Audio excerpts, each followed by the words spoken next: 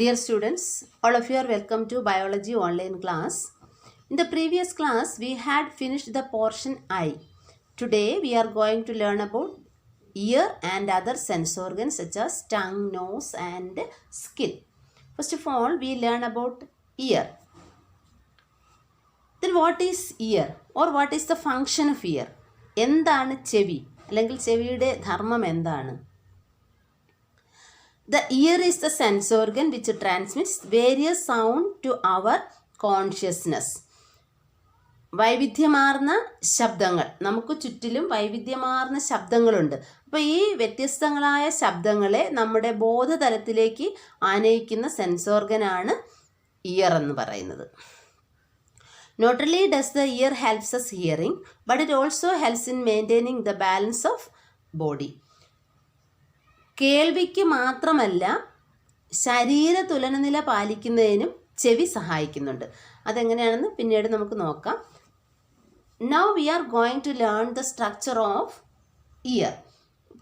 ഇപ്പോൾ നമ്മൾ നോക്കാൻ പോകുന്നത് ചെവിയുടെ ഘടനയാണ്. The ear consists of 3 parts: external ear, middle ear and internal ear. ചെവിയെ പ്രധാനമായും 3 ഭാഗങ്ങളായി തിരിച്ചിരിക്കുന്നു: ബാഹ്യകർണം, മധ്യകർണം, ആന്തരകർണം എന്നിങ്ങനെ. Let us examine their structure in detail. First part is external ear. External ear consists of 2 parts, namely pinna and auditory canal. പിന്ന എന്ന് പറയുന്നതും auditory canal എന്ന് പറയുന്നതുമായ 2 ഭാഗങ്ങൾ ചേർന്നതാണ് എക്സ്റ്റേണൽ ഇയർ. ഇനി ഈ പിന്ന എന്നത് നമ്മുടെ ചെവിയുടെ ഏത് പാർട്ടാണ്? നമ്മൾ പുറമേ ചെവി എന്ന് പറഞ്ഞ് കാണുന്ന ഭാഗം, വെളിയിൽ കാണുന്ന ഭാഗം, അത്രയും തന്നെയാണ് പിന്ന എന്ന് പറയുന്നത്. ഇനി അതിൻ്റെ ധർമ്മം എന്താണെന്ന് ചോദിച്ചാൽ, it carries sound waves to the auditory canal. External ഇയറിൻ്റെ 2ാമത്തെ പാർട്ടായ ഓഡിറ്ററി കനാലിലേക്ക് ശബ്ദതരംഗങ്ങളെ ആനയിക്കുക എന്നതാണ് പിന്നയുടെ ഫങ്ഷൻ. 2ാമത്തെ part auditory canal, it carries sound waves to the tympanum. Sound വേവ്സിനെ ടിംബാനത്തിൽ എത്തിക്കുക എന്ന ധർമ്മമാണ് ഓഡിറ്ററി കനാലിലുള്ളത്. ടിംബാനം എന്ന് പറയുന്നത് 2ാമത്തെ പാർട്ടായ മിഡിൽ ഇയറിൻ്റെ തുടക്കം ആണ്. അപ്പോൾ ഓഡിറ്ററി കനാലിലൂടെ സൗണ്ട് വേവ്സ് ടിംബാനത്തിലെത്തും. ഇനി ഓഡിറ്ററി കനാലിൻ്റെ പ്രത്യേകത എന്താണെന്ന് വെച്ചാൽ, the wall of the auditory canal consists small hairs and wax glands. ഈ ഓഡിറ്ററി കനാലിൻ്റെ ഭിത്തിയിൽ വാക്സ് ഗ്ലാൻസും ഉണ്ട്, സ്മോൾ ഹെയർസും ഉണ്ട്. അപ്പോൾ ഇതുകൊണ്ടുള്ള അഡ്വാൻറ്റേജ് എന്താണെന്ന് വെച്ചാൽ, it prevent the dust and foreign particles from entering the ear. ചെവിക്കുള്ളിലേക്ക് പൊടിപടലങ്ങളും മറ്റ് അന്യവസ്തുക്കളും കടക്കാതെ സഹായിക്കുന്നത് ഈ വാക്സും സ്മോൾ ഹെയർസുമാണ്. വാക്സ് ഗ്ലാൻസ് പ്രൊഡ്യൂസ് ചെയ്യുന്ന വാക്സ്, അതിനെ നമ്മൾ കർണമെഴുക് അല്ലെങ്കിൽ ചെവിക്കായം, നിങ്ങൾക്കറിയാലോ, എന്ന് പറയും. അപ്പോൾ ഇത് ഉള്ളതുകൊണ്ട് ചെവിക്കകത്തേക്ക് പൊടിപടലങ്ങളും അന്യവസ്തുക്കളും കടക്കാതെ തടയുന്നു. And the next part is middle ear. അടുത്ത ഭാഗം എന്ന് പറയുന്നത് മിഡിൽ ഇയർ ആണ്. It is a small chamber between external ear and internal ear. ബാഹ്യകർണത്തിനും ആന്തരകർണത്തിനും ഇടയിലുള്ള ചെറിയൊരു അറയാണ് മിഡിൽ ഇയർ എന്ന് പറയുന്നത്. And it consist of tympanum, ear ossicles, oval window, round window and Eustachian tube. ഇനി അതിൻ്റെ പാർട്സാണ്, മിഡിൽ ഇയറിൻ്റെ പാർട്സ് ഏതൊക്കെയെന്ന് വെച്ചാൽ, tympanum, ear ossicles, oval window, round window and Eustachian tube. ഇനി ഓരോന്നിൻ്റെ ഫങ്ഷൻ എന്താണെന്ന് നോക്കണം. ടിംബാനം, നേരത്തെ പറഞ്ഞില്ലേ ഓഡിറ്ററി കനാൽ അവസാനിക്കുന്നത് ടിംബാനത്തിലാണെന്ന് പറഞ്ഞു. It is a thin circular membrane that separates external ear from middle ear. ബാഹ്യകർണത്തെ മധ്യകർണത്തിൽ നിന്ന് വേർതിരിക്കുന്ന ചെറിയൊരു സർക്കുലാർ മെംബ്രെയിനാണ് ടിംബാനം എന്ന് പറയുന്നത്. It vibrates in resonance with sound waves. ശബ്ദ തരംഗങ്ങൾക്കനുസരിച്ച് കമ്പനം ചെയ്യുന്ന ഒരു മെംബ്രെയിനാണിത്. Then next part is ear ossicles. മലയാളത്തിൽ അസ്ഥി ശൃംഖല എന്ന് പറയും. അതിൻ്റെ കാരണം അതിനകത്ത് 3 അസ്ഥികളുണ്ട്, 3 ബോൺസ് ചേർന്നിട്ടാണ് ഇയർ ഒസൈക്കിൾസ് ഫോം ചെയ്തിരിക്കുന്നത്. Malleus, incus, stapes. Malleus, incus and സ്റ്റേപ്സ് R the 3 bones in the ear ossicles. ഇനി ഫങ്ഷൻ എന്താണെന്ന് വെച്ചാൽ it amplifies and transmits the vibrations of tympanum to the internal ear. അപ്പോൾ ടിംബാനത്തിൻ്റെ വൈബ്രേഷൻ അനുസരിച്ച് ear ossicles vibrate ചെയ്യും. ആ vibration internal ഇയറിലേക്ക് പോകും. And the next part oval window and round window. Oval വിൻഡോയും റൗണ്ട് വിൻഡോയും. അതായത് a bony wall separates the middle ear from the internal ear. മധ്യകർണത്തെ ആന്തരകർണവുമായിട്ട് വേർതിരിക്കുന്ന ഒരു ബോണി വാൾ, അതായത് ഒരു അസ്ഥി നിർമ്മിതമായ ഭിത്തിയുണ്ട്. In this bony wall there are 2 openings which are covered by membranes. ഈ ബോണി വാളിൽ സ്തരങ്ങളാൽ അടയ്ക്കപ്പെട്ട സുഷിരങ്ങളുണ്ട്. മുകളിലത്തെ സുഷിരത്തെ ഓവൽ വിൻഡോ എന്നും താഴെയുള്ള സുഷിരത്തെ റൗണ്ട് വിൻഡോ എന്നും പറയും. അതായത് a bony wall separates the middle ear from the internal ear. In this bony wall there are 2 openings which are covered by membranes. The upper opening is called oval window and the lower opening is called round window. അപ്പോൾ ഈ ബോണി വാളിൽ 2 സുഷിരങ്ങളുണ്ട്. അത് സ്തരങ്ങളാൽ അടയ്ക്കപ്പെട്ടിരിക്കുന്നു. മുകളിലത്തെ സുഷിരത്തെ oval window എന്നും താഴത്തെ സുഷിരത്തെ round window എന്നും പറയും. Okay. The ear ossicles connect the tympanum to the internal ear through oval window. അസ്ഥി ശൃംഖല, അതായത് ഇയർ ഒസൈക്കിൾസ്, കർണപടത്തെ ഓവൽ വിൻഡോ മുഖേന ആന്തരകർണവുമായി ബന്ധിപ്പിക്കുന്നു. അപ്പോൾ ഈ ഭാഗങ്ങളെല്ലാം ഇങ്ങനെ തൊട്ടാണ് ഇരിക്കുന്നത്. കാരണം വൈബ്രേഷനാണ്, സൗണ്ടിന് കാരണമാകുന്നത് ഈ ഭാഗങ്ങളുടെ വൈബ്രേഷനാണ്. അപ്പോൾ ഇവർ തമ്മിൽ ഇങ്ങനെ തൊട്ടിരുന്നാലേ വൈബ്രേഷൻ ഇങ്ങനെ ഒരു ഭാഗത്തു നിന്നും അടുത്ത ഭാഗത്തേക്ക് ഇങ്ങനെ പോവുള്ളൂ. Then the next part is eustachian tube. It connects the middle ear with the pharynx. And it also helps to maintain the balance of pressure on either side of the tympanum. മധ്യകർണത്തെയും ഗ്രസനിയെയും തമ്മിൽ ബന്ധിപ്പിക്കുന്ന കുഴലാണ് Eustachian tube. അതുപോലെ തന്നെ ടിംബാനത്തിന് ഇരുവശവുമുള്ള pressure maintain ചെയ്യാനും ഇത് സഹായിക്കുന്നു. ഇനി അടുത്ത ഭാഗം എന്ന് പറയുന്നത് ഇന്റേണൽ ഇയർ ആണ്. The internal ear is situated in the bony case in the skull called bony labyrinth. ആന്തരകർണം സ്ഥിതി ചെയ്യുന്നത് തലയോടിലെ അസ്ഥി നിർമ്മിതമായ അറയ്ക്കുള്ളിലാണ്. ആ അറയെ വിളിക്കുന്നത് ബോണി ലാബ്രിന്ത് എന്നാണ്. In this bony case there are membranous labyrinth as well. അപ്പോൾ ഈ അസ്ഥി അറയ്ക്കുള്ളിൽ സ്തരനിർമ്മിതമായ അറകളും ഉണ്ട്. അതിനെ മെംബ്രേനിയസ് ലാബ്രിന്ത് എന്നാണ് പറയുന്നത്. The space inside the membranous labyrinth is filled with a fluid named endolymph. സ്തരനിർമ്മിതമായ അറയ്ക്കുള്ളിൽ എൻഡോലിംഫ് എന്ന ദ്രവവും The space between membranous labyrinth and bony labyrinth is filled with a fluid called perilymph. സ്തര അറയ്ക്കും അസ്ഥി അറയ്ക്കുമിടയിൽ perilymph എന്ന ദ്രവവും നിറഞ്ഞു നിൽക്കുന്നു. അപ്പോൾ സ്തര അറയുമുണ്ട്, സ്തര അറകൾക്കും ബോണി ലാബ്രിന്തിനും ഇടയ്ക്കായിട്ട് പെരിലിംഫ് എന്നുള്ള ഫ്ലൂയിഡും ഉണ്ട്. അപ്പോൾ ഇത് ഇവിടെ ഈ ഭാഗം മനസ്സിലാകാനായിട്ട് ഇച്ചിരി ബുദ്ധിമുട്ടാണ്, ശ്രദ്ധിച്ചാലേ മനസ്സിലാവുള്ളൂ. ഇവിടെ എന്ന് വെച്ചാൽ ഇന്റേണൽ ഇയർ സ്ഥിതി ചെയ്യുന്നത് ഒരു അസ്ഥി അറയ്ക്കുള്ളിലാണ്. The internal ear is situated inside the bony case in the skull called bony labyrinth. In this bony case there are membranous labyrinth as well. അപ്പോൾ ഈ ബോണി ലാബ്രിന്തിനകത്ത് തന്നെ മെംബ്രേനിയസ് ലാബ്രിന്ത് ഉണ്ട്. ഇനി the space inside the membranous labyrinth is filled with a fluid named endolymph. ഈ സ്തര അറകൾക്കിടയ്ക്ക് ഒരു ദ്രാവകം നിറഞ്ഞു നിൽപ്പുണ്ട്. അതിനെ എൻഡോലിംഫ് എന്നും, അതുപോലെ നമ്മുടെ നേരത്തെ പറഞ്ഞ ബോണി ലാബ്രിന്ത് ഇല്ലേ, ആ ബോണി ലാബ്രിന്തിനും ഈ മെംബ്രേനിയസ് ലാബ്രിന്തിനും ഇടയ്ക്കുള്ള സ്പേസിൽ പെരിലിംഫ് എന്ന് പറയുന്ന ഒരു ഫ്ലൂയിഡും ഉണ്ട്. മനസ്സിലായ? അപ്പോൾ മെംബ്രേനിയസ് ലാബ്രിന്തിൻ്റെ ഇടയ്ക്ക് എൻഡോലിംഫും ബോണി ലാബ്രിന്തിനും മെംബ്രേനിയസ് ലാബ്രിന്തിനും ഇടയ്ക്കുള്ള സ്പേസിൽ പെരിലിംഫും. Okay. Then semicircular canals, vestibule and cochlea are the main parts of the internal ear.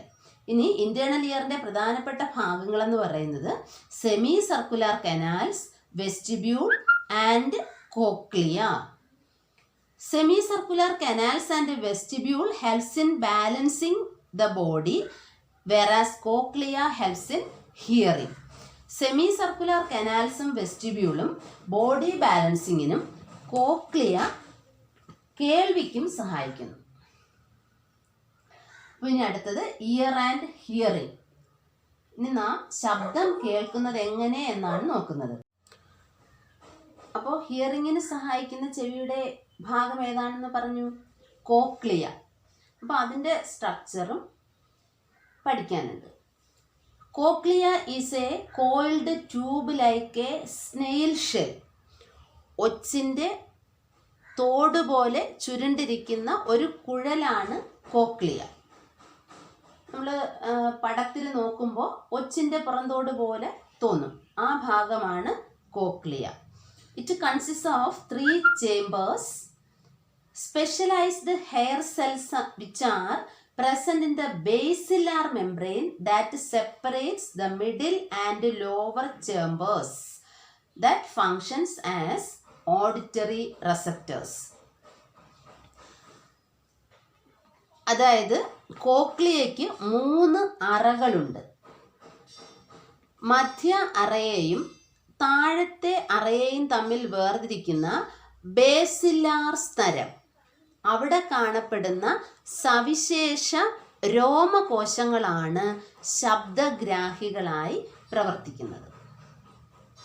അതാണ് നേരത്തെ പറഞ്ഞത്, specialised sensory hair cells which are present in the basilar membrane that separates the middle and lower chambers function as auditory receptors.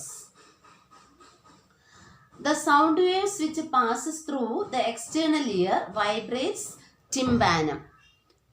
ബാഹ്യകർണത്തിലൂടെ എത്തുന്ന ശബ്ദതരംഗങ്ങൾ കർണപടത്തെ ചലിപ്പിക്കുന്നു. This vibration of the tympanum is transmitted to the ear ossicles which causes the vibration of the membrane in the oval window. This vibration causes the movement of fluid inside the cochlea. As a result, the sensory hair cells seen in the basilar membrane of the cochlea are stimulated and impulses are generated. These impulses reach the cerebrum through auditory nerve and hearing is affected. അതായത് നേരത്തെ നമ്മൾ പറഞ്ഞു external ഇയറിലെ പിന്ന, auditory canal തുടങ്ങിയ ഭാഗങ്ങൾ പറഞ്ഞില്ലേ. അപ്പോൾ നമ്മൾ ശബ്ദം കേൾക്കുന്നത് എങ്ങനെ എന്നാണ് പഠിക്കാൻ പോകുന്നത്. The sound waves which passes through the external ear എന്ന് പറയുമ്പോൾ പിന്നെയും ഓഡിറ്ററി കനാലും. പിന്നെ receives sound waves and transmits to the auditory canal and through which the tympanum vibrates. അപ്പോൾ ഓഡിറ്ററി കനാലിലൂടെ വരുന്ന ശബ്ദതരംഗങ്ങൾ ടിംപാനത്തെ വൈബ്രേറ്റ് ചെയ്യുന്നു. This vibration of the tympanum is transmitted to the ear ossicles. അപ്പോൾ ടിമ്പാനം വൈബ്രേറ്റ് ചെയ്യുമ്പോൾ തൊട്ടടുത്തിരിക്കുന്ന ചേർന്നിരിക്കുന്ന ഇയർ ഒസൈക്കിൾസ് വൈബ്രേറ്റ് ചെയ്യും.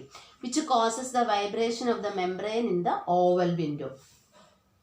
ഇയർ ഒസൈക്കിൾസിൻ്റെ വൈബ്രേഷൻ ഓവൽ വിൻഡോയെ വൈബ്രേറ്റ് ചെയ്യും. This vibration causes the movement of fluid inside the cochlea. അപ്പോൾ കോക്ലിയ എന്ന് പറയുന്നത് 3 ചേംബർ ഉള്ള ഒരു പാർട്ടാണെന്ന് പറഞ്ഞു. അപ്പോൾ ആ 3 ചേംബറിനകത്തും എന്തുണ്ടെന്നറിയോ? ഫ്ലൂയിഡ് ഉണ്ട്. ഓവൽ വിൻഡോയുടെ വൈബ്രേഷൻ കോക്ലിയയ്ക്കകത്തെ ഫ്ലൂയിഡ് വൈബ്രേറ്റ് ചെയ്യുന്നതിന് കാരണമാകും. As a result, the sensory hair cells seen in the basilar membrane of cochlea are stimulated. നേരത്തെ നമ്മൾ പറഞ്ഞില്ലേ, സ്പെഷ്യലൈസ്ഡ് സെൻസറി ഹെയർ സെൽസ് ആ ബേസിലാർ മെംബ്രെയിൻ എന്ന് പറയുന്നത് മിഡിൽ ചേംബറിനും ലോവർ ചേംബറിനും ഇടയ്ക്കുള്ള ഒരു മെംബ്രെയിനാണ് ബേസിലാർ മെംബ്രെയിൻ. അവിടെയാണ് സെൻസറി ഹെയർ സെൽസ് ഉള്ളത്. ഈ സ്പെഷ്യലൈസ്ഡ് സെൻസറി ഹെയർ സെൽസ് ആണ് എന്തായിട്ട് ആക്ട് ചെയ്യണമെന്ന് പറഞ്ഞു? ഓഡിറ്ററി റിസപ്റ്റേഴ്സ് ആയിട്ട് ആക്ട് ചെയ്യണമെന്ന് പറഞ്ഞു. അപ്പോൾ ഇവിടെ കോക്ലിയയിലുള്ള ആ ഫ്ലൂയിഡ് വൈബ്രേറ്റ് ചെയ്യുമ്പോൾ ബേസിലാർ മെംബ്രെയിൻ വൈബ്രേറ്റ് ചെയ്യും. ആ ബേസിലാർ മെംബ്രെയിനിലുള്ള സെൻസറി ഹെയർ സെൽസ് വൈബ്രേറ്റ് ചെയ്യുകയും ഇമ്പൾസസ് ഉണ്ടാവുകയും ചെയ്യും. ആ ഇമ്പൾസസ് എന്ത് ചെയ്യുന്നു? ഓഡിറ്ററി നെർവ് വഴി നമ്മുടെ ബ്രെയിനിലെത്തുന്നു, സെറിബ്രത്തിലെത്തുന്നു. അങ്ങനെയാണ് നമുക്ക് ഹിയറിംഗ് എന്ന് പറയുന്ന ആ അനുഭവം ഉണ്ടാകുന്നത്. മനസ്സിലായോ? ഇനി അതിൻ്റെ ഒരു ഫ്ലോ ചാർട്ട് ഇവിടെ കൊടുത്തിട്ടുണ്ട്.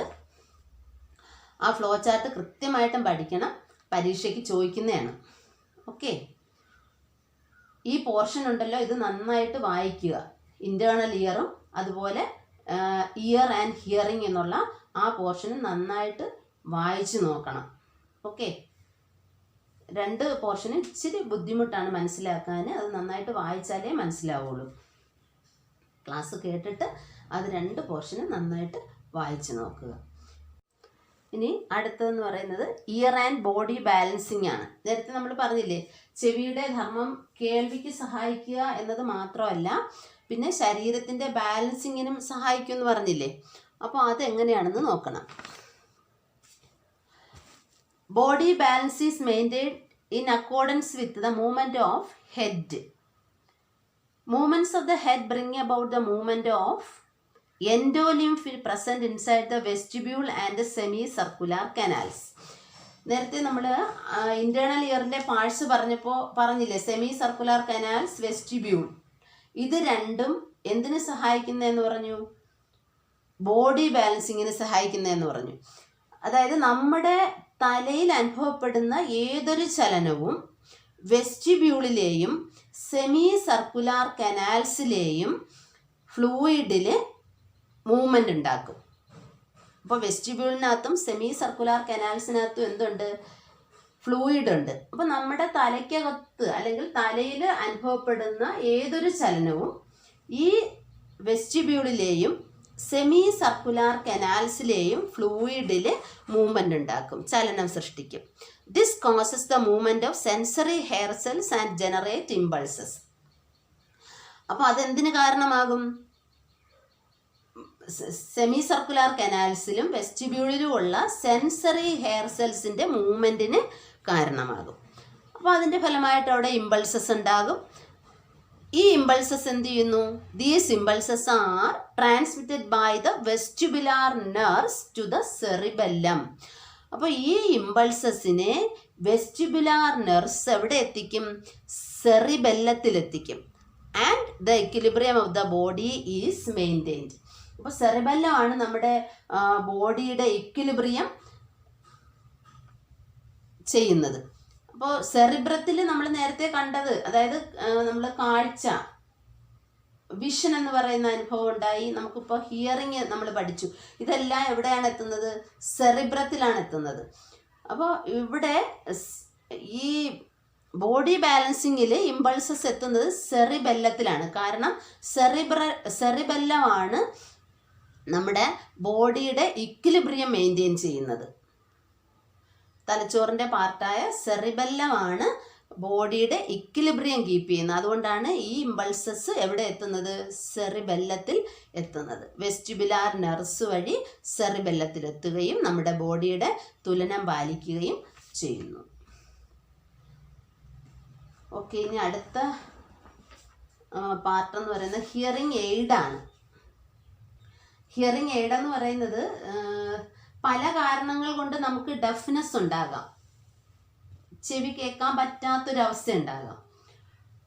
Deafness is caused by structural deformities or diseases of the ear. എന്തെങ്കിലും ചെവിക്ക് ബാധിക്കുന്ന എന്തെങ്കിലും അസുഖങ്ങളോ അല്ലെങ്കിൽ ഘടനാപരമായ എന്തെങ്കിലും കുഴപ്പങ്ങളോ കൊണ്ട് നമുക്ക് ചെവി കേൾക്കാൻ പറ്റാത്തൊരു അവസ്ഥ ഉണ്ടാകും. അപ്പോൾ അതിൽ ഒരുപാട് ചികിത്സാ മാർഗങ്ങളുണ്ട്. അപ്പോൾ കേൾവി തകരാറ് പരിഹരിക്കാൻ വേണ്ടിയിട്ട് നമ്മൾ ചെവിക്കകത്തോ അല്ലെങ്കിൽ ചെവിയുടെ പിന്നിലോ ഘടിപ്പിക്കുന്ന ഒരു ഇലക്ട്രോണിക് ഉപകരണമാണ് ഹിയറിംഗ് എയ്ഡ് എന്ന് പറയുന്നത്. Okay, hearing aid is also included in the various methods of treatment of deafness. Hearing aid is a small electronic equipment that can be fitted internally or behind the ear. അപ്പോൾ കേൾവി തകരാറ് കുറേയൊക്കെ പരിഹരിക്കാൻ നമുക്ക് hearing aid ഉപയോഗിക്കുന്നതിലൂടെ സഹായിക്കും. അപ്പോൾ ഇത്രയപ്പോൾ ചെവി എന്നുള്ള പാർട്ട് തീർന്നു. മനസ്സിലായില്ലേ? ചെവി എന്ന ആ പോർഷൻ ഇവിടെ തീരുകയാണ്. ഇനി അടുത്തത് ഹൗ ടു ഡിറ്റക്റ്റ് ടേസ്റ്റ്. എങ്ങനെയാണ് നമ്മൾ രുചി അറിയുന്നത്, ടേസ്റ്റ് ഡിറ്റക്റ്റ് ചെയ്യുന്നത് എങ്ങനെ? നമ്മൾ തുടക്കത്തിൽ തന്നെ പറഞ്ഞിരുന്നു ഇല്ലേ, ചാപ്റ്ററിൻ്റെ തുടക്കത്തിൽ നമ്മൾ പറഞ്ഞു കീമോ റെസെപ്റ്റേഴ്സ്, ഓർക്കുന്നുണ്ടോ? Chemo receptors seen inside the mouth and tongue help us to detect taste. നമ്മുടെ നാക്കിലും വായിലും കാണപ്പെടുന്ന കീമോ റെസെപ്റ്റേഴ്സ് ആണ് എന്തിന് സഹായിക്കുന്നത്? രുചി അറിയാൻ സഹായിക്കുന്നത്. These are seen mainly on the surface of tongue. നാക്കിൻ്റെ ഉപരിതലത്തിലാണ് ഇത് കൂടുതലായിട്ടും കാണപ്പെടുന്നത്. The projected structure seen on the surface of tongue are called papillae. നാക്കിൻ്റെ ഉപരിതലത്തിൽ ഉയർന്നു നിൽക്കുന്ന ഭാഗങ്ങളെ പാപ്പില എന്നാണ് വിളിക്കുന്നത്. Papilla. The parts seen on the papillae that detect taste are called taste buds. ഇനി ഈ പാപ്പിലകളിൽ രുചി അറിയാൻ സഹായിക്കുന്ന ഭാഗങ്ങളുണ്ട്. അതിനെ നമ്മൾ ടേസ്റ്റ് ബഡ്സ് എന്ന് വിളിക്കും. സ്വാദ് മുകുളങ്ങൾ എന്ന് പറയും. We have taste buds that are stimulated by taste like sweet, salt, sour, bitter and umami. അപ്പോൾ നമുക്ക് ഈ സ്വാദ് മുകുളങ്ങളിലൂടെ അറിയാൻ പറ്റുന്ന രുചികളെന്ന് പറയുന്നത് മധുരം, ഉപ്പ്, പുളി, കയ്പ്പ്, പിന്നെ ഉമാമി എന്ന് പറയുന്ന പുതിയൊരു ടേസ്റ്റ്.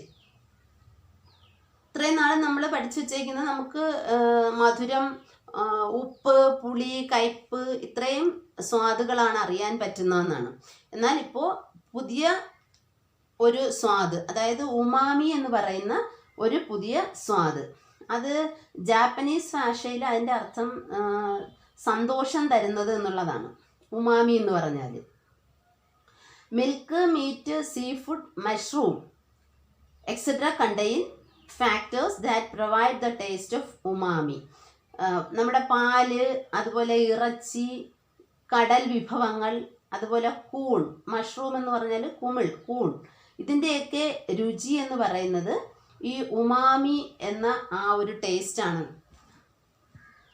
അതുപോലെ ഇപ്പോൾ ആറാമത് വേറൊരു ടേസ്റ്റ് കൂടെ കണ്ടുപിടിച്ചിട്ടുണ്ട്. ഒലിയോ ഗസ്റ്റസ് എന്ന് പറയും. ഒലിയോ ഗസ്റ്റസ് ആറാമത് കണ്ടുപിടിച്ച പുതിയൊരു ടേസ്റ്റാണ്.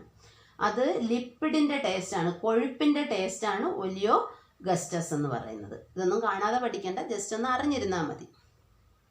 ഇനി എങ്ങനെയാണ് നമ്മളൊരു ആഹാര സാധനത്തിൻ്റെ taste അറിയുന്നതെന്നാണ്. Substances which dissolve in the saliva stimulate the taste buds and generate impulses. അതായത് രുചിക്ക് കാരണമാകുന്ന വസ്തുക്കൾ ഉമിനീരിൽ ലയിക്കുകയും സ്വാദുമുകുളങ്ങളിലെത്തി അവയെ സ്റ്റിമുലേറ്റ് ചെയ്യുകയും ചെയ്യും. അതിൻ്റെ ഫലമായിട്ട് ഇമ്പൾസസ് ഫോം ചെയ്യുന്നു. And these impulses R carried to respected nerves to the cerebrum and hence we experience the sense of taste. അതായത് രുചിക്ക് കാരണമാകുന്ന വസ്തുക്കൾ ഉമിനീരിൽ ലയിച്ച് എവിടെ എത്തും? സ്വാദുമുകുളങ്ങളിലെത്തും. അപ്പോൾ ഈ സ്വാദുമുകുളങ്ങളിലാണ് കീമോ റിസപ്റ്റേഴ്സ് ഉള്ളത്. അപ്പോൾ chemo receptors are get stimulated. ഈ രാസഗ്രാഹികൾ എന്ത് ചെയ്യുന്നു? ഉദ്ദീപിപ്പിക്കപ്പെടുകയും and hence impulses are formed. ആവേഗങ്ങൾ ഉണ്ടാവുന്നു. These impulses reach the brain through respected nerves. ബന്ധപ്പെട്ട നാഡികൾ വഴി ഈ ഇമ്പൾസസ് ബ്രെയിനിൽ സെറിബ്രത്തിലെത്തുന്നു. And hence we experience the sense of taste. അങ്ങനെയാണ് നമ്മൾ രുചി അറിയുന്നത്. ഓക്കെ, ദെൻ അടുത്തതെന്ന് പറയുന്നത് ഹൗ ടു ഡിറ്റക്റ്റ് സ്മെൽ. എങ്ങനെയാണ് നമുക്ക് മണം അറിയാൻ കഴിയുന്നത്? വസ്തുക്കളുടെ ഗന്ധം അറിയാൻ കഴിയുന്നത് എങ്ങനെ? അറിയാലോ, നമ്മൾ മൂക്ക് നമ്മുടെ മണം അറിയാൻ നമ്മെ സഹായിക്കുന്ന അല്ലെങ്കിൽ ഗന്ധം അറിയാൻ നമ്മെ സഹായിക്കുന്ന സെൻസ് ഓർഗനാണ് മൂക്കെന്ന് പറയുന്നത് അല്ലേ? മൂക്കെന്ന് പറയുന്നെങ്കിലും അതിനകത്തുള്ള മൂക്കിനകത്തുള്ള ചില പ്രത്യേക ഗ്രാഹികൾ, അതിനെ നമ്മൾ ഓൾഫാക്ടറി റിസപ്റ്റർ എന്നാണ് പറയുന്നത്. We have discussed olfactory receptors in the beginning of this unit. ഇതിൻ്റെ തുടക്കത്തിൽ, ഈ യൂണിറ്റ് തുടങ്ങുന്നതിൻ്റെ ആദ്യം നമ്മൾ ഓൾഫാക്ടറി റിസപ്റ്റേഴ്സ് പറഞ്ഞിട്ടുണ്ട്. ഇനി എങ്ങനെയാണ് നമുക്ക് ഗന്ധം നമ്മൾ അറിയുന്നതെന്ന് നോക്കാം. Aromatic particles diffuse in the air and enter the nostrils. Aromatic particles എന്ന് പറഞ്ഞാൽ ഗന്ധ കണികകൾ എന്ന് പറയും. ഇത് എയറിലൂടെ നമ്മുടെ മൂക്കിനകത്തേക്ക് പ്രവേശിക്കും. These aromatic particles dissolves in the mucus inside the nostrils. മൂക്കിനകത്തുള്ള ശ്ലേഷ്മത്തിൽ, ശ്ലേഷ്മം എന്ന് പറഞ്ഞാൽ മ്യൂക്കസ്, അതിൽ ഡിസോൾവ് ആവും. Then olfactory receptors are get stimulated. അപ്പോൾ ഈ മ്യൂക്കസ് മെംബ്രെയിനകത്താണ് ഓൾഫാക്ടറി റിസപ്റ്റേഴ്സ് സ്ഥിതി ചെയ്യുന്നത്. തീർച്ചയായിട്ടും അപ്പോൾ എന്ത് ചെയ്യും? ഓൾഫാക്ടറി റിസപ്റ്റേഴ്സ് സ്റ്റിമുലേറ്റഡ് ആവും. Then impulses are formed. Olfactory nerves carry these impulses to cerebrum and hence we experience the sense of smell. അപ്പോൾ ഈ ഓൾഫാക്ടറി നെർവ്സ് എന്ത് ചെയ്യുന്നു? ഇമ്പൾസസിനെ ബ്രെയിനിലെത്തിക്കുന്നു, ബ്രെയിനിൽ സെറിബ്രത്തിലെത്തിക്കുന്നു. അങ്ങനെയാണ് നമ്മൾ ഗന്ധം എന്ന് പറയുന്ന ആ അനുഭവം നമുക്ക് ഉളവാകുന്നത്. ഓക്കെ, അപ്പോൾ ഇതൊരു ഫ്ലോ ചാർട്ടായിട്ടൊക്കെ ചോദിച്ചിട്ടുണ്ട് കേട്ടോ. Aromatic particles diffuse in the air and enter the nostrils. These aromatic particles dissolves in the mucus inside the nostrils. Olfactory receptors are get stimulated. Then impulses are formed. Olfactory nerves carry these impulses to cerebrum and hence we experience the sense of smell. ഇനി അടുത്തത് receptors in the skin. സ്കിന്നിലെ receptors എന്തൊക്കെയാണെന്നാണ് നോക്കുന്നത്. We know that skin is the largest organ as well as a sense organ also. നമുക്കറിയാം skin എന്ന് പറയുന്നത് നമ്മുടെ ശരീരത്തിലെ തന്നെ ഏറ്റവും വലിയ ഓർഗനാണ്, അതുപോലെ സെൻസ് ഓർഗനുമാണ്. നിങ്ങൾ ബ്രെയിലി കേട്ടിട്ടുണ്ട്? ബ്രെയിലി എന്ന് പറയുന്ന ഒരു system. Visually impaired people reading braille by touching with the tips of fingers. എന്താണ്, അന്ധരായിട്ടുള്ളവർ വായിക്കുന്നത് ബ്രെയിലി സിസ്റ്റം ഉപയോഗിച്ചാണ്. അതായത് ഈ കട്ടിക്കടലാസിൽ ഉയർന്ന കുത്തുകൾ ഇട്ടിട്ട് അതിൽ വിരലിൻ്റെ ടിപ്പ് കൊണ്ട് സ്പർശിച്ചാണ് അവർ വായിക്കുന്നത്. കണ്ടിട്ടില്ലെങ്കിലും കേട്ടിട്ടില്ലേ? അപ്പോൾ ഈ ടച്ച് റിസപ്റ്റേഴ്സ് നമ്മുടെ ശരീരത്തിൽ എല്ലായിടത്തും ഒരുപോലെ ആയിരിക്കുമോ? ഡിസ്ട്രിബ്യൂട്ട് ചെയ്തിരിക്കുന്നത്? അല്ല. അതായത് നമ്മുടെ വിരലിൻ്റെ അറ്റത്തൊക്കെ ടച്ച് റിസപ്റ്റേഴ്സ് കൂടുതലാണ്. അതുപോലെ തന്നെ ഞാൻ ചോദിക്കട്ടെ, ഇപ്പോൾ അടി കിട്ടുന്നു, നമ്മുടെ കൈയുടെ വെള്ള എന്ന് പറയുന്ന ഭാഗത്ത് അടി കിട്ടുന്നതാണോ കൈയുടെ വിരലിൻ്റെ തുമ്പിൽ അടി കിട്ടുന്നതാണോ കൂടുതൽ വേദന എടുക്കുന്നത്? വിരലിൻ്റെ തുമ്പിൽ അടി കിട്ടുമ്പോഴാണ് നല്ല വേദന. കാരണം അവിടെയാണ് ടച്ച് റിസപ്റ്റേഴ്സ് അതുപോലെ പെയിനിൻ്റെ റിസപ്റ്റേഴ്സ് ഒക്കെ കൂടുതലായിട്ട് ഉള്ളത്. മനസ്സിലായില്ലേ? അപ്പോൾ ഇനി എന്തൊക്കെ സ്റ്റിമുലസുകളെ നമ്മുടെ സ്കിന്നിലൂടെ നമുക്ക് റിസീവ് ചെയ്യാൻ പറ്റും എന്ന് നോക്കണം. ഏതൊക്കെയാണ്? What all receptors are there in the skin to receive stimuli. അതിൽ ഏതൊക്കെയാണെന്ന് മാത്രം പഠിച്ചാൽ മതി. Touch receptor, pressure receptor, cold receptor, temperature receptor and pain receptors. These are the receptors seen in the skin. അപ്പോൾ ഇത്രയാണ് നമ്മുടെ സ്കിന്നിൽ കാണപ്പെടുന്ന റിസപ്റ്റേഴ്സ് എന്ന് പറയുന്നത്. ഇനി ഒരു കുഞ്ഞു പോർഷനും കൂടെ പറയുമ്പോൾ നമ്മുടെ ചാപ്റ്റർ തീരും. കുഞ്ഞു പോർഷൻ എന്ന് പറയുന്നത്, ഇത്രയും നേരം നമ്മൾ മനുഷ്യൻ്റെ ശരീരത്തിലുള്ള സെൻസ് ഓർഗൻസിനെ കുറിച്ചാണ് പഠിച്ചത്. ആ സെൻസ് ഓർഗൻസും അവയുടെ പ്രത്യേകതയും. ഇനി ചില താണപടിയിലുള്ള ജീവികളിൽ, ആ ജീവികളിലും അവയുടെ ചുറ്റുപാട് തിരിച്ചറിയാനായിട്ട് ചില സംവിധാനങ്ങളുണ്ട്. അപ്പോൾ ഒരു 4 ജീവികളെ ഇവിടെ പറഞ്ഞിട്ടുണ്ട്.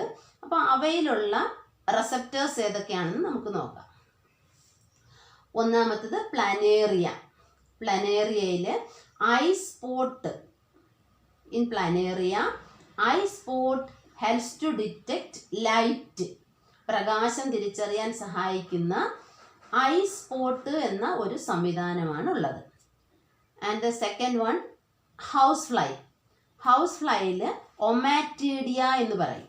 ഒമാറ്റീഡിയ എന്ന് പറയുന്ന ഒരു പ്രത്യേക തരത്തിലുള്ള ഭാഗം, അതും പ്രകാശം തിരിച്ചറിയാൻ തന്നെയാണ് സഹായിക്കുന്നത്. ഇനി ഒമാറ്റീഡിയ എന്ന് പറഞ്ഞാൽ it is A cluster of photo receptors. അത് ഫോട്ടോ റിസപ്റ്റേഴ്സിൻ്റെ ഒരു കൂട്ടമാണ്. The ice of an insect consist of A cluster of photo receptors called ommatidia. ഇത് യഥാർത്ഥത്തിൽ ഷഡ്പദങ്ങളുടെ കണ്ണാണ്. അതിൽ ഒരു കൂട്ടം ഫോട്ടോ റിസപ്റ്റേഴ്സ് ഉണ്ട്. അതിനെയാണ് ഒമാറ്റീഡിയ എന്ന് വിളിക്കുന്നത്. And the third one, shark. സ്രാവ് എന്ന് പറയുന്ന അറിയാലോ. അതിൽ ലാറ്ററൽ ലൈൻ എന്ന് പറയും. Lateral line which helps to detect the change in the balance of the body. അതായത് ശരീര തുലന നിലയിലുള്ള വ്യത്യാസം തിരിച്ചറിയാൻ സഹായിക്കുന്ന പാർശ്വവരകൾ, അതാണ് ലാറ്ററൽ ലൈൻ എന്ന് പറയുന്നത്. ആ പാർശ്വവരയ്ക്കകത്ത് എന്തുണ്ടെന്നറിയാവോ? റിസപ്റ്റേഴ്സ് ഉണ്ട്. അപ്പോൾ ആ റിസപ്റ്റേഴ്സാണ് എന്തിനു സഹായിക്കുന്നത്? ബാലൻസിൽ വരുന്ന, ബോഡി ബാലൻസിങ്ങിൽ വരുന്ന വ്യത്യാസം തിരിച്ചറിയാൻ സഹായിക്കുന്നത്. There are receptors in the lateral line on either side of the body which helps to detect the change in the balance of body. Then next one, Jacobson's organ. അതായത് സ്നേക്സിൽ, പാമ്പുകളിൽ അതിൻ്റെ എൻവയോൺമെൻറ്റ് തിരിച്ചറിയാൻ സഹായിക്കുന്ന ഓർഗനാണ് Jacobson's organ. നിങ്ങൾ കണ്ടാണ് പാമ്പും ചേരയൊക്കെ ഇങ്ങനെ ഇഴഞ്ഞു പോകുമ്പോൾ നാക്കെടുത്ത് ഇങ്ങനെ വെളിയിലിട്ട് കണ്ടിട്ടില്ലേ? നാക്ക് വെളിയിൽ, എപ്പോഴും നാക്ക് വെളിയിലിട്ടേക്ക്. അതിൻ്റെ കാര്യം എന്ന് പറഞ്ഞാൽ ചുറ്റുപാടുമുള്ള, അല്ലെങ്കിൽ ഇപ്പോൾ അതിൻ്റെ ഒരു എനിമിയോ അല്ലെങ്കിൽ അതിൻ്റെ ഒരു ഇരയോ വന്നു കഴിഞ്ഞാൽ അത് നാക്ക് ഉപയോഗിച്ചാണ് അത് തിരിച്ചറിയുന്നത്. The aromatic particles that stick on the tongue of snake, each Jacobson's organ seen on the roof of the mouth cavity. അതായത് പാമ്പിൻ്റെ നാക്കിൽ പറ്റിപ്പിടിക്കുന്ന ഗന്ധകണികകൾ വായുടെ മുകൾ ഭാഗത്തുള്ള ജേക്കബ്സൺസ് ഓർഗനിലേക്ക് എത്തുന്നു. അപ്പോൾ അവിടെയുള്ള ഗന്ധഗ്രാഹികൾ സ്റ്റിമുലേറ്റ് ചെയ്യുകയും അതിന് ആ വസ്തു അല്ലെങ്കിൽ അവിടെ വന്ന ജീവി, അതിൻ്റെ അടുത്തുള്ള ജീവി ഏതാണെന്ന് അതിന് തിരിച്ചറിയാനും പറ്റും. അപ്പോൾ ഈ 4 ജീവികളിലുമുള്ള ഈ ഓർഗൻസിൻ്റെ പേര് മാത്രം നിങ്ങൾ പഠിച്ചാൽ മതി. Planaria, eyespot, house fly, ommatidia, shark, lateral line, snake, Jacobson's organ. ആ പേരുകൾ മാത്രം പഠിച്ചു വയ്ക്കുക. ഇത് ചിലപ്പോൾ ടാബ്ലറ്റ് ചെയ്യാനൊക്കെ ചോദിക്കും. ഓക്കെ, അപ്പോൾ ഇത്രയായപ്പോൾ നമ്മുടെ ചാപ്റ്റർ കംപ്ലീറ്റ് ആയി. ഇനി നന്നായിട്ടിത് വായിക്കണം. ചാപ്റ്റർ നന്നായിട്ട് വായിച്ചിട്ട് എന്ത് സംശയം ഉണ്ടെങ്കിലും നിങ്ങൾ ചോദിക്കണം.